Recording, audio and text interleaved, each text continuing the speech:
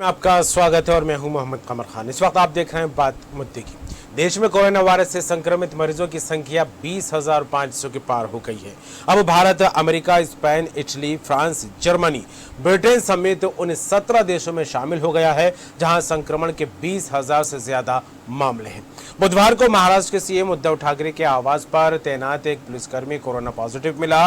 राजस्थान में 133, गुजरात में 94, मध्य प्रदेश में 35 और आंध्र प्रदेश में 56। इसके अलावा बिहार में 10 तो पश्चिम बंगाल में 31 और ओडिशा में 3 नए मरीज मिले हैं।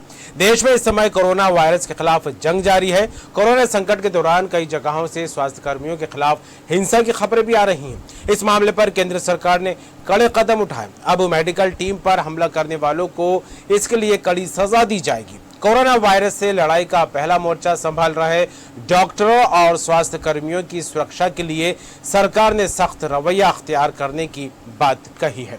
प्रधानमंत्री नरेंद्र मोदी की मौजूदगी में कैबिनेट ने बुधवार को 123 साल पुराने महामारी कानून में संशोधन का अध्यादेश पास कर दिया है। केंद्रीय मंत्री प्रकाश जावड़ेकर ने बताया, डॉक्टरों और किसी स्वास्थ्यकर्मी पर हमला अब बर्दाश्त नहीं किया जाएगा। अब अगर किसी पर हमला किया जाता है तो अधिकतम 7 साल की सजा और 5 लाख रुपए का जुर्माने का प्रावधान अध्यादेश में रखा गया है। ऐसा हमला संज्ञेय और गैर जमानती अपराध माना जाएगा। हर एक राज्य से इस तरह की कई खबरें निकलकर सामने आ रही कि स्वास्थ्य कर्मियों पर हमला किया जा रहा है। इसको लेकर स्वास्थ्य कर्मी भी जो आक्रोशित हो गए, तो इसके बाद सरकार ने कदम उठाया, एक सख्त कानून की बात सामने आई है और इसको लेकर कई तस्वीरें कई प्रदेशों से निकलकर सामने भी आने लगी है। वहीं प्रदेश स्तर पर भी सरकारें काम करती दिखाई दे रही हैं और ऐसे में इस कानून को कैसे देखा जा सकता है, क्योंकि कोरोना की एक लड़ाई लगातार जारी है और इस बीच इन योद्धाओं पर हमला किया जा रहा है, उनके साथ दुर्व्यवहार भी किया जा रहा है। कई सवाल निकलकर सामने आ रहा है और इसी पर बात करेंगे। चर्चा में हमारे साथ मेहमान जुड़ेंगे। धैर्यवर्धन शर्मा रहेंगे, बीजेपी नेता, बीजेपी प्रवक्ता। इसके अलावा हमारे साथ जुड़ेंगे ब्रजेश पांडे, कांग्रेस प्रवक्ता, और रिजवान अहमद सिद्दीकी जी हमारे साथ रहेंगे, ग्रुप एडिटर है जिज्ञान मीडिया समूह के। अभी हमारे साथ जुड़े हुए ब्रजेश पांडे जी, धैर्यवर्धन जी कुछ ही देर में जुड़ने वाले। रिजवान जी, चर्चा आगे बढ़ाई जा सकती है। ब्रजेश जी हमारे साथ जुड़े हुए हैं। बिल्कुल, धन्यवाद कमर। आवाज इको हो रही है काफी, अगर हम सुधार इसे सुधार लें लगातार सुनाई दे रही है और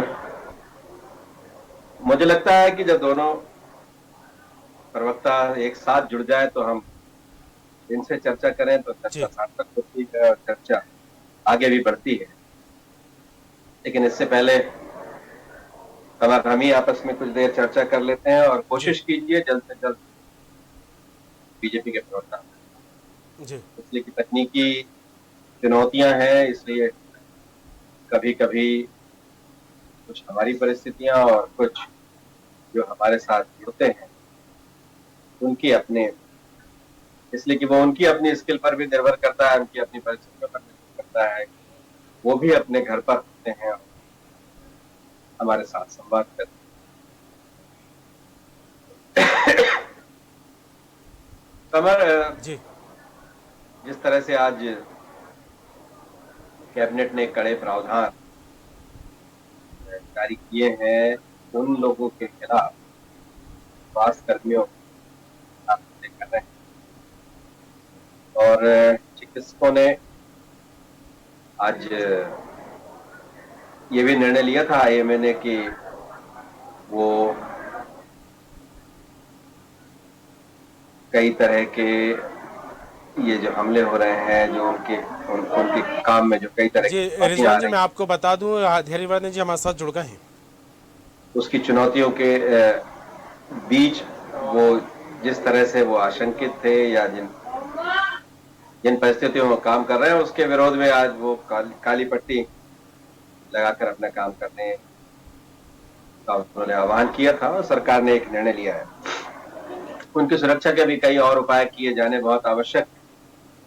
चलिए इस चर्चा को हम आगे बढ़ाते हैं। धैर्यवर्धन शर्मा की बात करते हैं, बहुत स्वागत है। ब्रजेश पांडे, क्या कहेंगे आप? आज मंत्रिमंडल का गठन हो गया था, उनके साथ साथ अब विभागों का आवंटन भी हो गया है। देश में चिकित्सकों पर हमला करने वालों या और चिकित्सीय जो दल है उन पर हमला करने वालों के खिलाफ सख्ती से कार्रवाई करने के लिए सरकार ने निर्णय लिए हैं। और इसके अलावा भी कोरोना का जो संक्रमण है वो धीरे धीरे बढ़ता जा रहा है।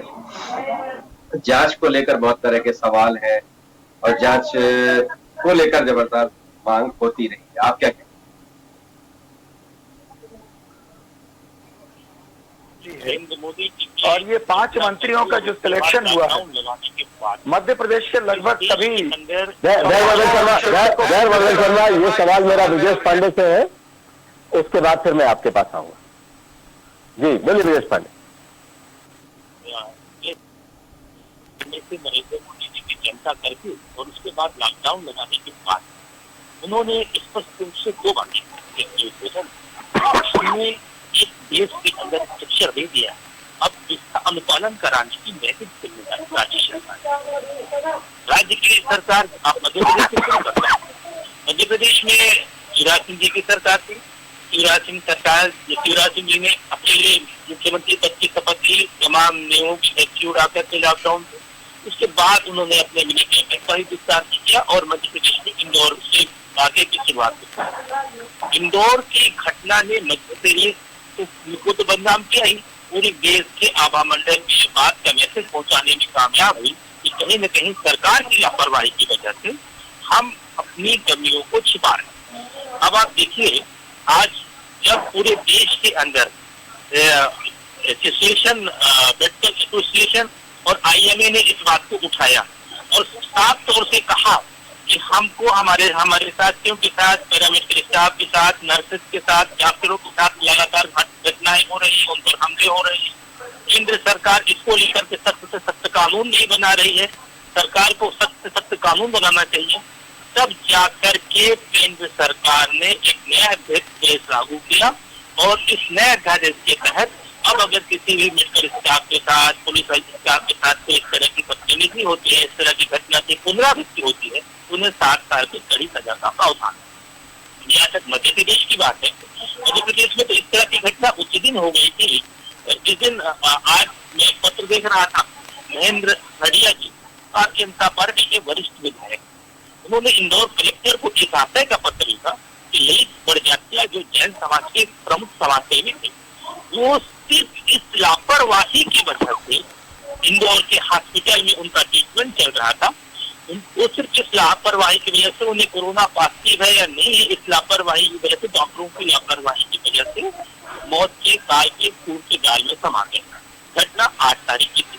8 तारीख को डॉक्टरों ने उनका मेडिकल टेस्ट किया और डॉक्टर भी हालत ये थी, डरे हुए थे कोरोना को लेकर के, क्योंकि उनके पास सरकार का कई संदेश नहीं जा रहा था। डॉक्टरों ने कह दिया साहब इनको तो निमोनिया का लक्षण है और निमोनिया के लक्षण को लेकर के उनको फिलहाल हॉस्पिटल में एडमिट कराया जाता है।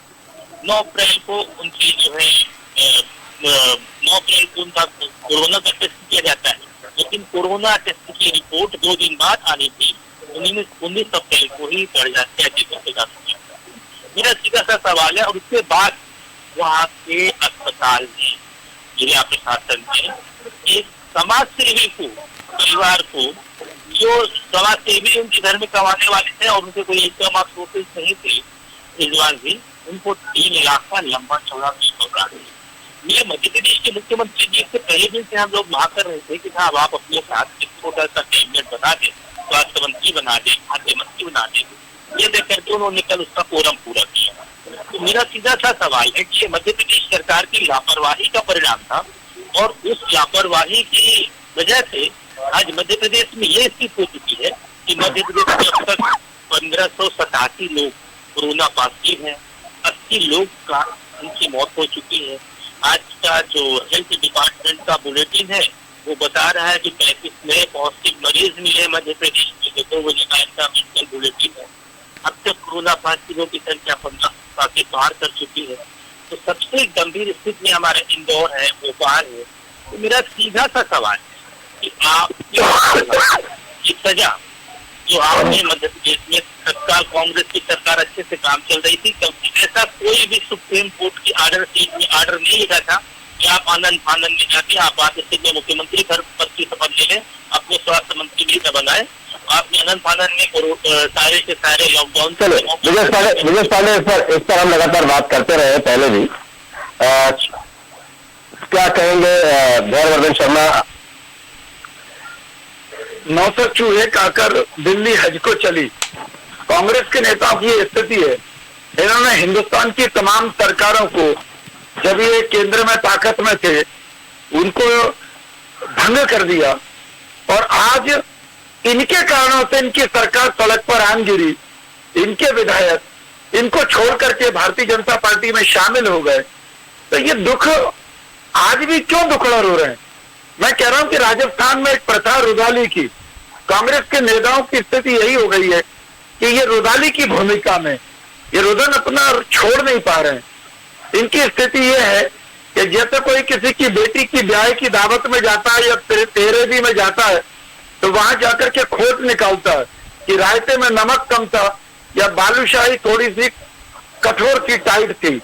अरे भैया, आप ये क्यों नहीं बताते कि जब WHO से भारत सरकार को मैसेज मिला, भारत सरकार ने सारी राज्य सरकारों को संदेशा भेजा, तब तो कमलनाथ जी की सरकार थी ना, तब आपने कितनी दवाइयां खरीदी, कितने जिलों में आपने अलग से उसके लिए वार्ड बनाए, कितने जिलों में आपने नोडल ऑफिसर नियुक्त किए, आपने कितनी पीपी किट मंगाई। इसलिए मुझे लग रहा है कि पुरानी बातों को आप न उखाड़े तो आपकी सेहत के लिए ठीक रहेगा। कांग्रेस के नेता जबरन भारतीय जनता राजीव पर आरोप लगा रहे हैं। हाथ हिला रहा, आवाज नहीं आ रही। स्टूडियो में प्रोग्राम शुरू हुआ 15 मिनट हो गए, वो गेम में लग जाता चालू करके। वो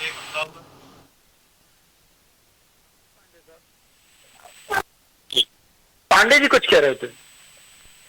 मैंने कहा धैर्यवर्धन जी, चोर की दाढ़ी पे तिनका होता है। आप अपने देश के प्रधानमंत्री जी की बात को अनसुना कर रहे हैं।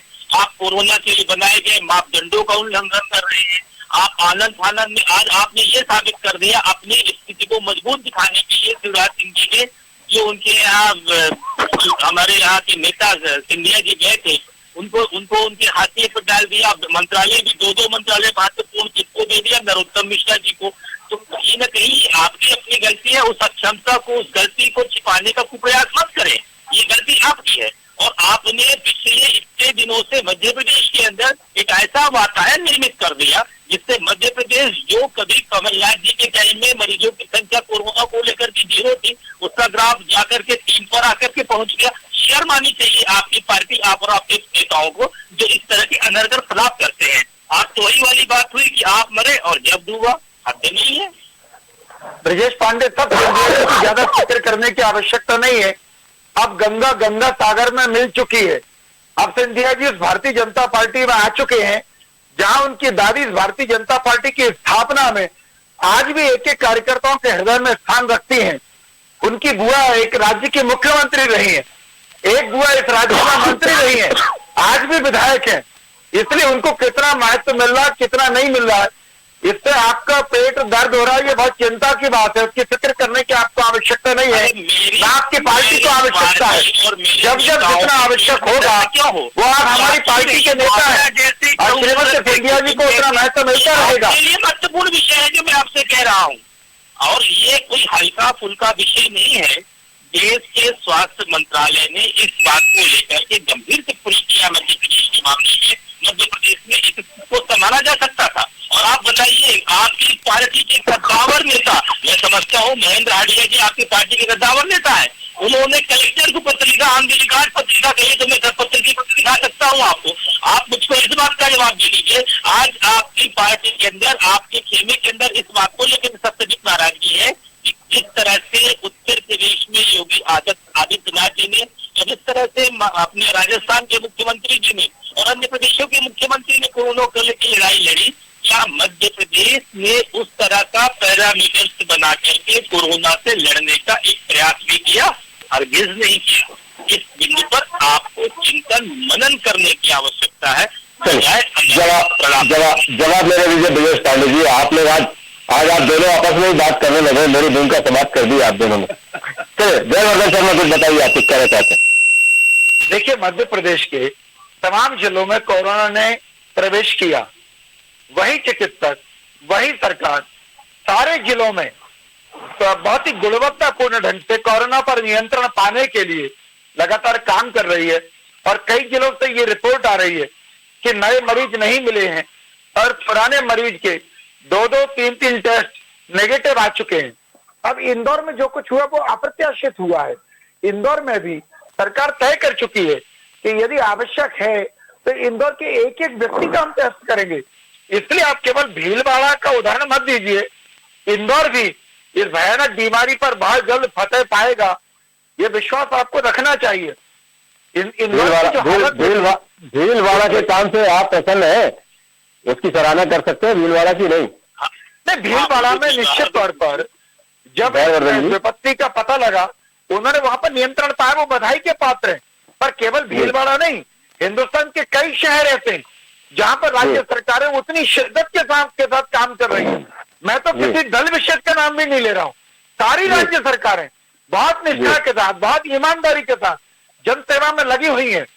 पुलिस विभाग, स्वास्थ्य विभाग, नगरीय निकाय, डालेंगे बैरवर्धन शर्मा इस पर प्रकाश डालेंगे। महेंद्र भाटिया के जिस पत्र का जिक्र कर रहे हैं ब्रजेश पांडे, 11 तारीख को सैंपल होता है, 9 तारीख को मरीज भर्ती होता है, 2 दिन बाद आप सैंपल करते हैं, 19 तारीख को उसका निधन भी हो जाता है और वो इंदौर में ही हो रहा है जो सबसे ज्यादा संवेदनशील है, जिसे आपने बहुत गंभीरता से हाई अलर्ट में लिया हुआ है। वहां उसका 19 तारीख को निधन हो जाता है और 19 के 2 दिन बाद रिपोर्ट आती है, वो पॉजिटिव आती है।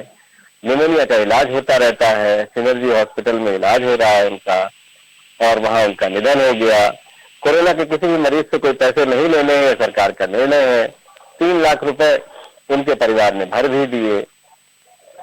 ये जो चीजें हैं, चिकित्सकों को संरक्षण भी देना है, उनसे बेहतर काम भी लेना है, उन्हें सुरक्षा के सारे उपाय भी उन्हें उपलब्ध कराने हैं, पीपीई किट उपलब्ध करानी है।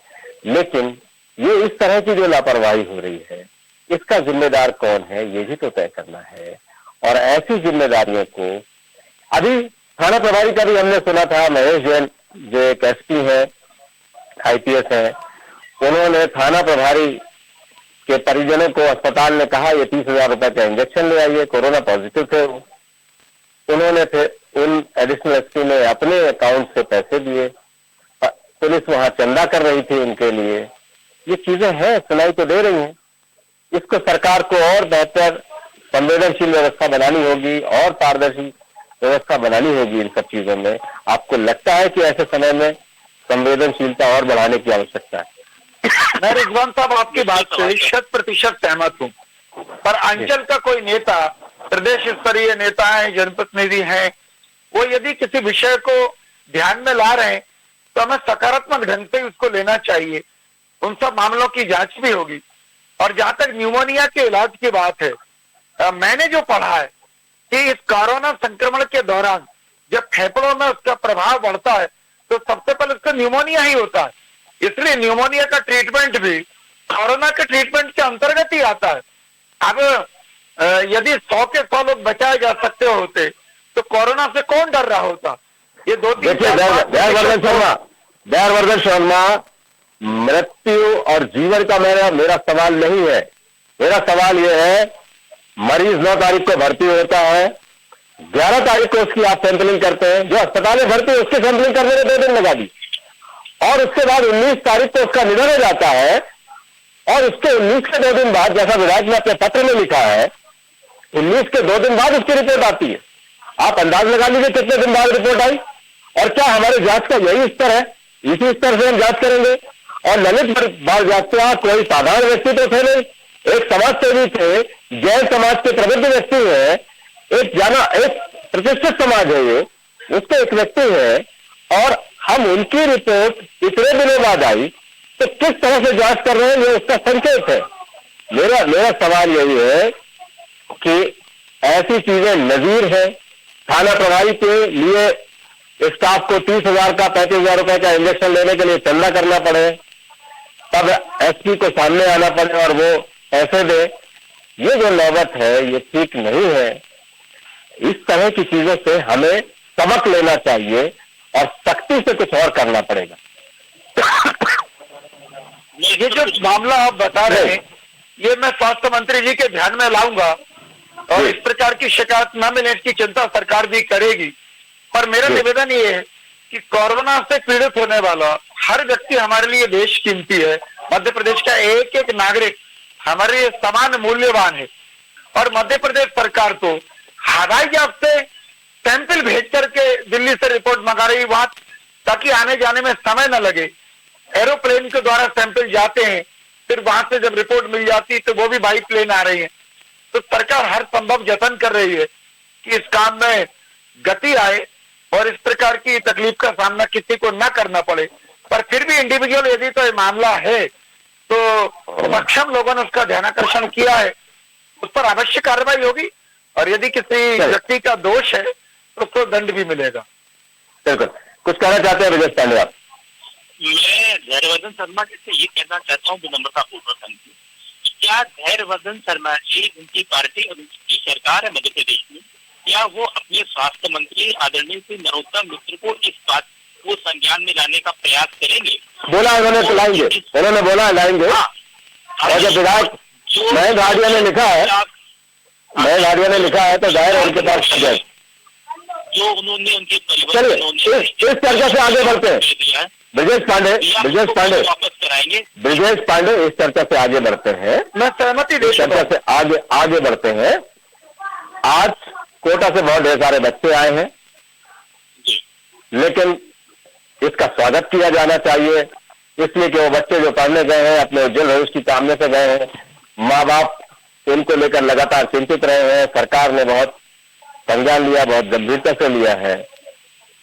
लेकिन इसके अलावा भी और बहुत से बच्चे और बहुत से लोग अलग अलग जगहों पर हैं, उनको लाए जाने का कुछ आपकी सरकारें जहां है उससे आप क्या कर रहे हैं, और जहां मध्य प्रदेश में आप किस तरह की मांग उठाना चाहते हैं इसको लेकर, उस पर भी कुछ चर्चा कर लेते हैं।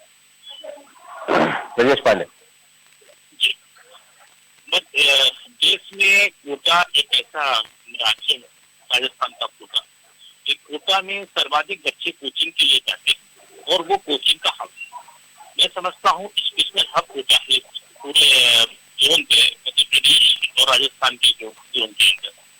कोटा में जो बच्चे रहे थे उसमें वहाँ के मुख्यमंत्री जी का, लोकसभा स्पीकर साहब के सबके आपस में वो थे और इन लोगों ने सहयोग करके कोटा के बच्चों को उनके गंतव्य तक पहुँचाने में अंदरूनी पहल की। लेकिन अब आप सोचिए, कोटा से बच्चे आते हैं और पेट में दर्द बिहार के मुख्यमंत्री जी को होता है, और इस सबसे इतर मध्य प्रदेश के मुख्यमंत्री शिवराज सिंह जी ने किसी तरह की कोई पहल करने का प्रयास नहीं किया कि मध्य प्रदेश के दूरस्थ अंचलों के बच्चे जो बुंदेलखंड के, मालवा के, महाकौशल के या विंध्य क्षेत्र के हैं, वो भी अपने गंतव्य तक पहुंच सके। क्या उन्होंने ऐसी कोई पहल किया? हमारे यहाँ के बहुत से बच्चे इंदौर में और भोपाल में अध्ययन कर रहे हैं। ये हालत हो चुका है। कई जगह के हॉस्टल वालों ने भर्ती की हॉस्टल की कीमत, हॉस्टल का रेट बढ़ा दिया है, खाने का रेट बढ़ा दिया है कोरोना के समय भी। इस बात को लेकर के भी मैंने एक पत्र लिखा था मुख्यमंत्री जी का, उसका जवाब नहीं है। मेरा सीधा सा कहना ये है कि आज मध्य प्रदेश के अंदर जो स्थिति है वो बड़ी ही विचित्र स्थिति है। आज मध्य प्रदेश में कोरोना पॉजिटिव मरीजों की संख्या लगातार बढ़ रही है। वो फिगर 1587 को क्रॉस कर गया है। 80-81 लोगों की मौत हो चुकी है। और इतने संवेदनशील मुद्दों के बाद भी रिजवान जी, मैं धैर्यवर्धन शर्मा जी से आपके माध्यम से पूछना चाहता हूँ कि इंदौर के जिस अस्पताल में एक एमआई हॉस्पिटल है, वहाँ पर 2 नर्सें जो थी वो कोरोना पॉजिटिव थी और ओपीडी में लगातार ड्यूटी कर रही। इतने सारे मरीज जो वहाँ पर आ रहे थे, जा रहे थे, उन सबको कोरोना की शिकायतें मिली। सब प्रशासनिक चूक जो हुई है, इसको एक्सेप्ट करने में कोई बुराई नहीं है। और सरकार को भविष्य में ध्यान देना पड़ेगा या फिर इंदौर में ही कोरोना पॉजिटिव की संख्या 923 कैसे पहुंच गई, कैसे 52 मरीज वहां देख कर गए। तो मेरा कहना ये है कि ये जो भी पैरामीटर्स निर्धारित करें, उस पैरामीटर्स के वहां की जांच करना चाहिए। और जो प्राइवेट लैब में जो नया मापदंड आया है, प्राइवेट लैब में 4500 रुपए फीस लगती है। और मैंने आपसे कहा था कि अगर एक व्यक्ति 4500 रुपए फीस देगा, उससे कई सामान्य वर्ग के लोग भी होते हैं, तो अब आप उसको एक व्यक्ति को कम से कम 4 जांच करानी पड़ती है। तो अब वो अगर 4 बार जांच कराएगा तो उसके परिवार का खर्चा, जैसे अब अपना इसका था एक जो हीरोइन थी कनिका, कनिका वाले केस में देखिए उसको 6 टेस्ट कराने पड़े और एक सामान्य व्यक्ति जांच कराना पड़ेगा तो 13,500 गुणे 3 भी कर दीजिए तो 40,500 रुपए पहुंचता है। ये सब जांचें प्राइवेट लैब में सरकार को मुक्त करनी चाहिए, तभी लोगों के बीच से कोरोना के संक्रमण को लेकर के जो भय का वातावरण निर्मित हो गया है वो भय का वातावरण धीरे धीरे दूर होगा और वो आगे बढ़ के जांच करें। इस दिशा में मध्य प्रदेश सरकार को बड़ी व उत्कृष्ट पहल करनी चाहिए। जयवर्धन शर्मा, बहुत अधिक संख्या में अलग अलग जगह छात्र हैं, कोटा से लाए जाने का मध्य प्रदेश सरकार ने प्रयास किया है। शिवपुरी में आज बहुत बच्चे पहुंचे भी हैं, ये सराहनीय भी है। उन्होंने मुख्यमंत्री का आभार भी व्यक्त किया है। उन बच्चों ने सराहनीय है इसलिए कि वो बच्चे वहां उतने दिन तक एकाकी जीवन कैसे जीते। बहुत अधिक बच्चे वहां हैं, बहुत संवेदनशील परिस्थितियां थी वहां। इतने ढेर सारे बच्चों की देखभाल भी कैसे होती। ये बच्चे आ रहे हैं, ये स्वागत योग्य है। बस उन सारे नियमों का पालन करना बहुत आवश्यक है जो जरूरी है, इसलिए कि उन बच्चों से किसी को संक्रमण ना हो या उन बच्चों को कोई संक्रमण ना हो। इस तरह के सारे तरह के उन छात्रों को इस तरह की सारी चिंताएं करनी पड़ेगी और जाहिर है सरकार करेगी भी, ऐसा हम उम्मीद करते हैं। लेकिन बहुत से बच्चे हैं, भोपाल में भी हॉस्टल में है, इंदौर में भी हॉस्टल में है, बहुत जगह है। और इसके अलावा बहुत बड़े स्तर पर अलग अलग जगह लोग फंसे हुए हैं। कुछ मजदूरों की संख्या तो बहुत अधिक है, कुछ तो पैदल ही निकल पड़ते हैं। गंतव्य में पहुंचते पहुंचते किसी की जान भी चली जाती है। ऐसी परिस्थितियों को लेकर एक ऐसी कोई बहुत ही ऐसी योजना बनानी पड़ेगी जिससे उन सारे लोगों को उनके गंतव्य तक पहुंचाया जा सके। लॉकडाउन का लोग समर्थन कर रहे हैं लगातार, और जिस तरह से हम लॉकडाउन के भरोसे इसको कंट्रोल कर लेना चाहते हैं, लेकिन लॉकडाउन की भी एक सीमा है। जान और जहान दोनों की चिंता करनी है, प्रधानमंत्री कह रहे हैं, तो लॉकडाउन की भी एक सीमा है। आने वाले वक्त में जहां जहां 20 तारीख को रियायतें दी गई हैं वहां बहुत अधिक संख्या में लोग इकट्ठे हुए हैं। बहुत लॉकडाउन का ये जो सोशल डिस्टेंसिंग है उसका उन्होंने मखौल उड़ाया है एक तरह से। तो इन सब चीजों को भी बहुत बड़े स्तर पर और लोगों को जागरूक करना होगा और कड़ाई से इसका पालन करना होगा। तो इन सब चीजों के बीच क्या रणनीति बनाई जाएगी, ये लोग जो अलग अलग जगह फंसे हुए। रिजवान साहब, ब्रजेश पांडे जी ने आरोपों के सवालों की झड़ी लगा दी। मैं 2-3 चीजों का उल्लेख करूंगा। एक तो इतने बड़े चैनल पर हमको भ्रम नहीं फैलाना चाहिए, क्योंकि मुझे नहीं पता कि किस व्यक्ति के प्राइवेट टेस्ट में 50,000 रुपए लग गए। मध्य प्रदेश के हर जिले में जो भी रोगी आ रहा है या डाउटफुल अवस्था में आ रहा है उसको ट्रीटमेंट भी दिया जा रहा है, उसके टेस्ट सरकार कर रही है। जिला चिकित्सालय उनके सैंपल लेकर के जो मध्य प्रदेश सरकार की व्यवस्था है उसके अंतर्गत टेस्ट करा रही है। दूसरी बात आपने विद्यार्थियों की कही, 4500 रुपए प्राइवेट टेस्ट में नहीं लगते। मैं अपनी विजय जी उन्हें अपनी बात पूरी कर लेने दीजिए। वो बहुत देर से सुना उन्होंने आपकी बात, आप भी सुन लीजिए। एक और बात जिसका रिजवान साहब भी स्वागत कर रहे थे कि विद्यार्थियों ने आकर के मुख्यमंत्री जी का धन्यवाद कहा है। सरकारों की अपनी मजबूरियां होती है, मिलिट्री शासन की तरह बहुत कठोर लाइन नहीं खींच सकते। बच्चों के अभिभावक गुहार कर रहे थे, पर बच्चों को बुलाते समय जिला कलेक्टर्स को निर्देशित किया गया था। कलेक्टर्स ने भी स्वास्थ्य विभाग के अमले के द्वारा उन सबका प्राथमिक चेकअप कराया है। और आप थोड़ी सी जिम्मेदारी उन पढ़े लिखे बच्चों की है जो कम से कम 12वीं पास है या अंडर ग्रेजुएशन है, उनके माता पिता की भी है कि वो अगले 14-15 दिन तक बच्चों को सावधानी पूर्वक रखें और उन पर नजर रखें ताकि उनका परिवार और अन्य कोई संक्रमित ना हो सके। और इस प्रकार का जब लॉकडाउन हुआ था उसके प्रथम चरण में बहुत आसानी से इस प्रकार के फंसे हुए लोगों को लाने की अनुमति मिल रही थी। मुझे अच्छी तरह याद है कि पहले 2-4 दिन तो थाना प्रभारी ही लिख करके दे रहे थे कि उनको वहां जाने दिया जाए और वो सील सिक्का लगा करके सिग्नेचर करके दे देते थे। उसके बाद तहसीलदारों को अनुमति प्रदान की गई, उसके बाद तो अधिकार एसडीएम को दिया गया। आज भी एसडीएम को और एडीएम को ये पावर है कि वो इस प्रकार की अनुमति दे रहे हैं जो बहुत आवश्यक। और मेरा निवेदन है कि 3 मई में अब केवल 1 सप्ताह बचा है। थोड़ा सा जो लोग धैर्य रख सकते हो उनको धैर्य रखना चाहिए और जहां पर हैं वो सुरक्षित रहें, क्योंकि सब दूर, खान पान की चिंता सरकार कर रही है, उनके परीक्षण की, इलाज की चिंता सरकार कर रही है। फिर भी बहुत आवश्यक है तो ऑनलाइन आवेदन की भी व्यवस्था है। कलेक्टर्स को प्रत्यक्ष जाकर भी लोग आवेदन दे रहे हैं और उनका निराकरण हो रहा है। सरकार का ध्यानाकर्षण ब्रजेश पांडे जी और रिजवान साहब या अन्य कोई व्यक्ति इस प्रकार से जब करेगा, तब तक मुझे लग रहा है कि जनहित में क्या सुविधाएं और दी जा सकती हैं, उन सुविधाओं की वृद्धि की जाएगी, पर लोगों की जान के साथ खिलवाड़ करके कोई बहुत छूट नहीं दी जाएगी। यह भी हम सबको समझना चाहिए। बिल्कुल। ब्रजेश पांडे, मध्य प्रदेश में प्राइवेट लैबों का बहुत उपयोग नहीं हो रहा है। हाँ, देश में कई, पहले सुप्रीम कोर्ट ने एक आदेश दिया, फिर दूसरा आदेश दिया, उसको लेकर कई तरह के सवाल खड़े होते रहे हैं। पीछे भी हम उस पर सवाल करते रहे हैं और आइंदा भी उस पर हम सवाल करेंगे जब इस तरह की परिस्थितियां होंगी।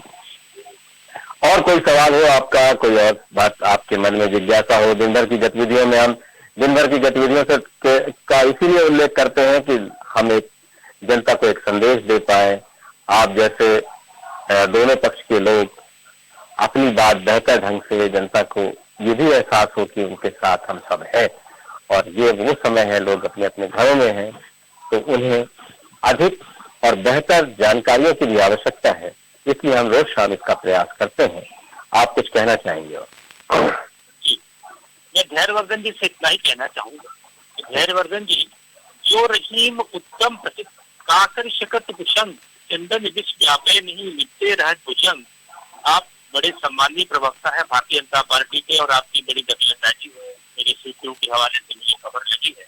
मैं आपसे इतना ही कहना चाह रहा हूँ, मध्य प्रदेश सरकार को अब उन्होंने अपने 5 लोगों को मंत्री बना दिया है, बाकायदा मंत्रिमंडल का विस्तार भी कर दिया है और मंत्रिमंडल बंटवारा भी कर दिया है। नरोत्तम मिश्र जैसे को स्वास्थ्य विभाग की जवाबदेही सौंपी गई। मेरा सिर्फ इतना ही कहना है कि जिस तरह से भोपाल के गांधी मेडिकल कॉलेज में एक इंटर्न डॉक्टर पॉजिटिव मिला, वो कल तक ENT विभाग में मरीजों का इलाज कर रहा था। इसके पहले 3 डॉक्टर और MBBS फाइनल ईयर की छात्रा संक्रमित रही। तो मेरा ये कहना है कि हमको अब इस बात को सोचना है बिना किसी लाभ जैसे, क्योंकि हमारे पार्टी के राष्ट्रीय अध्यक्ष आदरणीय श्री पूर्व राष्ट्रीय अध्यक्ष आदरणीय श्री राहुल गांधी ने स्पष्ट रूप से कहा ये एक ऐसा विषय है कोरोना संक्रमण जिस पर हम मोदी जी के साथ हैं, पूरी कांग्रेस पार्टी उनके साथ है, विपक्ष आपके साथ है। तो इतनी बड़ी वैश्विक महामारी के संक्रमण के लिए आप सब मिल बैठ करके एक ऐसी रणनीति बनाए जिससे समाज का हर वर्ग, क्योंकि अभी रिजवान जी ने अच्छी बात बताई, हमारा मजदूर समाज का वर्ग। कल एक लड़की मुझे रात को टेलीफोन करी शाम को 6 बजे और उसने कहा कि सर मुझे आपसे आपका नंबर आप एक मित्र के माध्यम से मिला है और मुझे कुछ कसरत की और इसकी व्यवस्था कहीं से करा दें। उसे जो बन सका उसके मैंने अपने पेटीएम के माध्यम से उसके फोन में थोड़े से पैसे ट्रांसफर करके दुकानदार के पास मैंने कराई। तो इस तरह की घटनाएं हम उसकी मैं आपके माध्यम से भी कहना चाह रहा हूँ, जिसमें हमारी आपकी सबकी जिम्मेदारी बनती है, क्योंकि सरकार से जो बन रहा है सरकार कर रही है, लेकिन अभी भी मजदूर वर्ग के बीच में इस बात का मैसेज है, क्योंकि मजदूर को 4-6 रोटी मिल जाएगी और मिल जाएगी या दाल दलिया मिल जाएगी, उससे उसका पेट नहीं भरता, क्योंकि वो कामगार करने वाला, मशक्कत करने वाला समाज के अंतिम पंक्ति का व्यक्ति है। तो उसके लिए हमको और सुविधाएं प्रोवाइड करानी पड़ेगी, उसके लिए सरकार को सोचना पड़ेगा। मध्य प्रदेश की जनता पूरी तरीके से कोरोना संक्रमण के समय हमारी कांग्रेस पार्टी इस मुद्दे में आपके साथ है। आपको जहाँ जिस तरह की आवश्यकता पड़े हम लोग मदद करने के लिए तैयार है। हमारे प्रदेश के पूर्व मुख्यमंत्री कमलनाथ जी ने भी इस बात का आश्वस्त किया है शिवराज सिंह जी को कि आपको की आवश्यकता पड़े आप मुझे कभी भी याद करें। लेकिन अब जो भी रणनीति तैयार हो, क्योंकि मध्य प्रदेश हमारा कोरोना संक्रमण के मामले में अपने पायदान से आगे आता जा रहा है। जहाँ संख्या 0 थी वो बढ़कर के 3-4 पायदान में पहुंच गया है। आप आंकड़े दिखा रहे थे, मैं आंकड़ों को बड़े गंभीरता से देख रहा था। आज देखिए पूरे देश में, देश या पूरे वर्ल्ड के अंदर America, Spain, Germany, Britain, Italy, France, सब देशों में भारत जो है उस जगह पे पहुंच गया है, उन 17 देशों के टॉप में पहुंच गया है जहाँ हमारी जो की संख्या 30,000 क्रॉस कर रही है। एक बहुत ही चिंतन का विषय है और हमारे देश में मरने वालों की संख्या 40 हो चुकी है। इसको सबको बैठ करके उसका कोई सोल्यूशन निकालना पड़ेगा, कंप्लीट फार्मूला बनाना पड़ेगा, एक कैप्सूल तैयार करना पड़ेगा, सब समाज के अंतिम व्यक्ति हरभजन शर्मा, आप क्या कहेंगे अंतिम प्रक्रिया? देखिए, रिजवान साहब ने आज की डिबेट को बहुत अच्छी दिशा में भेज दिया था। उन्होंने चिकित्सकों की सेवा का भी हवाला दिया, उस नए कानून का भी हवाला दिया। ये केवल जवानी जुमा खर्च नहीं है कि हम कह रहे हैं कि डॉक्टर्स और तमाम स्वास्थ्य कर्मचारी अपनी जान पर खेल रहे हैं, सचों प्राणों की बाजी लगाए हुए हैं। आज भी हिंदुस्तान के एक दो स्थानों पर उन पर हमला हुआ है, कोरोना अलग से उन पर हमला कर रहा है। ऐसी स्थिति में डॉक्टर्स के प्राणों की रक्षा के लिए सरकार जो कर सकती है वह कर रही है। कानून भी केंद्र सरकार ने बनाया है, तो उनको अन्य प्रकार के उपकरण उपलब्ध कराने के लिए राज्य सरकारें भी धीरे धीरे व्यवस्था बढ़ा रही हैं। और मैंने पहले ही बताया कि तमाम संसाधन अब उनको उपलब्ध होने लगे हैं। आज हिंदुस्तान की या दुनिया की अर्थव्यवस्था पर प्रश्न चिन्ह लगा हुआ है।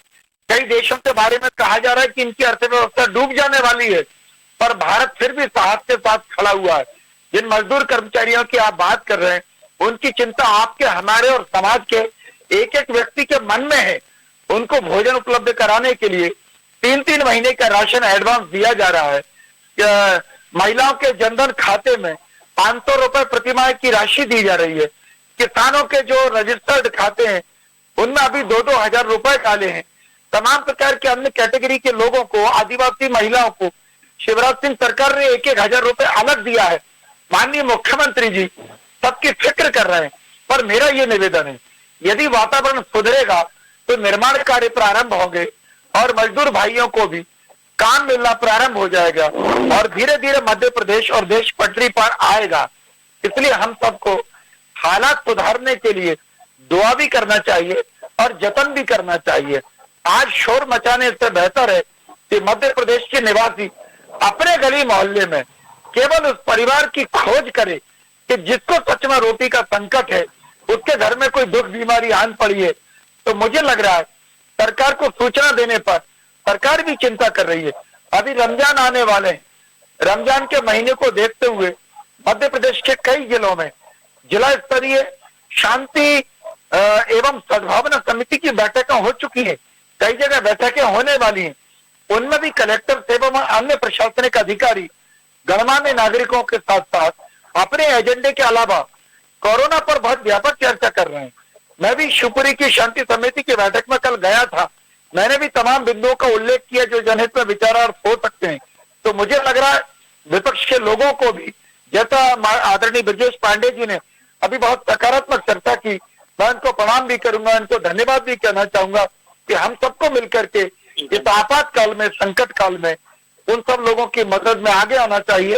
सरकार के स्तर पर भी हम मदद कराएं। सरकार के यहाँ हर व्यक्ति की मदद के लिए दरवाजा खुला हुआ है और हम अपने स्तर पर भी अन्नदान या उसको इलाज का खर्च देकर के हम भी मदद कर सकते हैं। आइए हम सब सकारात्मक भूमिका में आए और मध्य प्रदेश को कोरोना से बहुत जल्द मुक्ति दिलाएं, यही मेरी प्रार्थना है।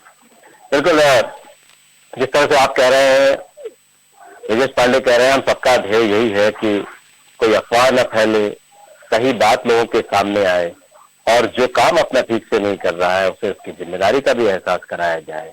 इसलिए कि सरकार के इतने आंख कान नाक नहीं हो सकते, कहीं ना कहीं कुछ न कुछ चूक होगी। कोई लोग अपनी जिम्मेदारियों से अलग कुछ काम करेंगे, अपनी जिम्मेदारी कुछ लोग नहीं निभाएंगे, कुछ ज्यादा बेहतर निभाएंगे। तो ऐसी सारी चीजों का, ऐसे सारे पहलुओं पर हमें निगाह रखनी है और जहां आवश्यक है उसे उजागर भी करना है। और जब हम उजागर करेंगे तो उसका संदेश बहुत ढेर सारे लोगों को जाता है। जो अच्छा कर रहा है उसे हमें प्रोत्साहित करना है और जो चूक कर रहा है उसे हमें एहसास भी कराना है। ये बहुत जरूरी है। उसके साथ ही जैसा आप जिक्र कर रहे थे कि रमजान का महीना शुरू होने वाला है, माह रमजान शुरू होने वाला है, 1 महीने के रोजे होंगे और इस पर हमने एक स्पेशल प्रोग्राम भी किया था। हमने मुस्लिम समाज से जो इस्लाम के जानकार हैं और जो चिकित्सक हैं, पद्मश्री हमने डॉक्टर मोहसिन वली साहब को, जो कई राष्ट्रपतियों के डॉक्टर रहे हैं, उन्हें भी हमने अपने इस प्रोग्राम में जोड़ा था। और मौलाना हाशिम जो गरीब नवाज ट्रस्ट के चेयरमैन है राष्ट्रीय, उनको भी हमने जोड़ा था उसमें और उनसे भी उन्होंने भी अपील की थी और किस किस तरह से रमजान में सावधानी बरती जा सकती है। एक मौका है, लोग अपने घर में हैं, अच्छे से इबादत करें, अपना साइकिल चेंज कर सकते हैं देर, इसलिए कि रात में ज्यादा देर तक इबादत करें और दिन में थोड़ा सा समय, सोने का समय अधिक निकाल लें, इस तरह से वो भी ऐसा, और सोशल डिस्टेंसिंग का पालन करें, तरावी के लिए न जाएं, इस तरह की भी बातें आए सभी ने एक रूप से और पूरे देश से ये संदेश आ रहा है। देश ही नहीं, सऊदी अरब और दुनिया के और भी इस्लामिक जो कंट्रीज है उसमें सब जगह यही एक संदेश है कि कोरोना का संक्रमण नहीं बढ़ने देना है, और ऐसे समय में रमजान के महीने में भी प्रमुख मस्जिदों में भी नमाजें नहीं होंगी। तो एक सबको मिलजुल कर सबके साथ इकट्ठे होकर जब इस तरह की जंग में सब अपना अपना योगदान और अपनी अपनी आहुति देंगे तो जाहिर है हम इस एक दिन हम कामयाब जरूर होंगे।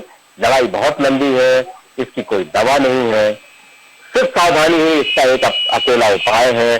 और हमारा अपना शरीर जो है, हम अपने अपने शरीर में जो हमारी शारीरिक क्षमताएं हैं वही हमें इस बीमारी से निजात दिला सकती है। कई जगह ये भी अब आ रहा है कि प्लाज्मा जो है उसका उपयोग होने लगा है। इसके उपयोग में जो पहले संक्रमित मरीज थे उनके प्लाज्मा से भी इसका उपाय शुरू हो गया। केरल से सबसे पहले प्रयोग की जानकारी आई थी। देश और दुनिया में कई तरह के इसको लेकर रोज वैक्सीन की खोज की जा रही है, रोज इसकी दवा की कोशिश की जा रही है, लेकिन ये बहुत जल्दबाजी होगा कहना कि हम इसकी दवा बहुत जल्द खोज लेंगे।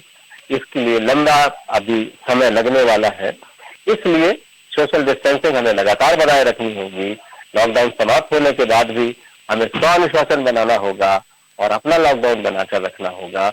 लोगों से दूर रहना होगा, जितनी जरूरत है उतने ही देर के लिए हम बाहर हों, घूमने टहलने तफरी करने न निकले। और ये आपके जीवन का, आपके अपनों के जीवन का और आपके उन सारे लोगों के जो आपके देशवासी हैं उनके भी जीवन का सवाल है। इसलिए ऐसे समय में ऐसे संकट से दूर रहें। कमर जी, वक्त समाप्त की ओर है, समाप्त हो चुका है और आपका चर्चा आगे बढ़ाने के लिए और दोनों ही मेहमानों का बहुत बहुत शुक्रिया। तो जिस तरह देखा जाए दूसरे चरण के लॉकडाउन के दूसरे चरण का आज 8वां दिन है और इस बीच अब तक जिस तरह देखा जाए संक्रमित मरीजों का, खास करके मध्य प्रदेश की बात की जाए तो 1587 से का यह आंकड़ा अब तक पार कर चुका है। इंदौर में 923 और भोपाल में 330 मरीज मिले, इस तरह की खबर भी सामने आई है और जिनमें 80 लोगों की मौत हो चुकी है। इसमें सबसे ज्यादा 52 इंदौर से हैं। लॉकडाउन में ढील के चलते जनजीवन सामान्य होने लगा है कई जगहों पर। और इसके अलावा अगर बात की जाए तो जिस तरह से देश के कई हिस्सों से स्वास्थ्य कर्मियों पर, डॉक्टर्स पर हमले, उनके साथ अभद्रता, बदतमीजी करने की जो खबरें निकलकर सामने आ रही थी, उसको लेकर कहीं ना कहीं इस पूरी टीम में, इन योद्धाओं में आक्रोश था। इसके मद्देनजर आज केंद्र सरकार ने केंद्रीय कैबिनेट की बैठक की और इसके मद्देनजर एक कानून भी पारित किया है। इस तरह का मामला अगर अब सामने आता है तो 7 साल की सजा और 5 लाख रुपए के जुर्माने का प्रावधान इस कानून में रखा गया है। और अब देखने वाली बात होगी जिस तरह से स्वास्थ्य मंत्रालय की जो के मुताबिक बात की जाए या अन्य सूत्रों के हवाले से जिस तरह से खबरें निकलकर सामने आ रही कि कई क्षेत्रों में कोरोना का संकट कम होता दिखाई दे रहा है, स्थिति नियंत्रण में आ चुकी है। धीरे धीरे ये जंग जो है जीतने की ओर लोग पहुंच रहे हैं। और जिस तरह देखा जाए सोशल डिस्टेंसिंग और लॉकडाउन के दौरान इसका पालन करना है और तभी इस जंग को जीता जा सकेगा। खास खबर पेशकश में इतना ही, दीजिए इजाजत, बाकी खबरों के लिए देखते रहिए न्यूज़ वर्ल्ड।